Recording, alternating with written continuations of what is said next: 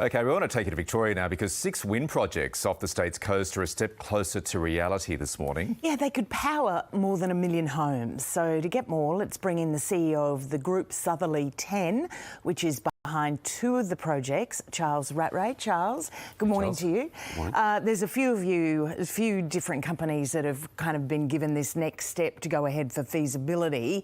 What happens now? Like, what do you do and how far is it until we see final approval and something actually happening? So it's different for each of the 2 projects. Star of the South has done a lot of the work already for a feasibility licence, but for Kutwut-Bratulong, it means measuring the wind. It means doing environmental surveys around birds and whales and other sea life, and understanding how feasible it is to actually construct a commercial scale wind farm in that area. Do you have any concerns about the impact on the environment, both above water and below water, from these projects? We absolutely need to make that assessment. And for Star of the South, we've collected over 50,000 data points in a marine survey, and we're going through the process of processing all of that data to present our assessment of that environmental impact and have that assessed by government. Because we don't have any offshore wind farms in Australia, what are the challenges you face trying to get this zone up and going? There are 3 main challenges. One is the environmental approval. 2 is making sure we have the right infrastructure in place to deliver the project, ports, transmission.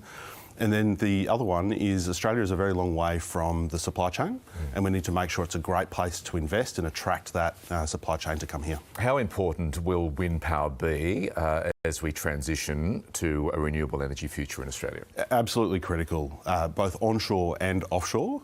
Star of the South or Kutwut-Bratulong could provide 20% of Victoria's energy needs, and offshore wind is just one part of the solution. Now, we know there's been some pushback from proposed projects along the New South Wales coast, off places like Port Stephens and Newcastle, residents saying they could potentially be visual eyesores. They're way out, but they argue they could still see the wind farms. How will these wind farms, proposed farms, sit with residents who might be affected by their outlook off the coast in Victoria? We've had incredible support in Gippsland. Star of the South has been in the community there since 2017, and a big part of the success of the project is the community's support. The government did move the area back a few kilometres as part of its declaration in having listened to communities, and part of our assessment will include the visual amenity.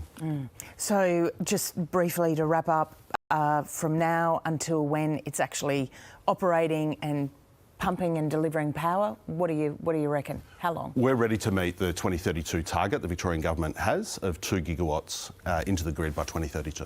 OK, we'll track the project. Charles, thank you. Thanks for coming in. Cheers.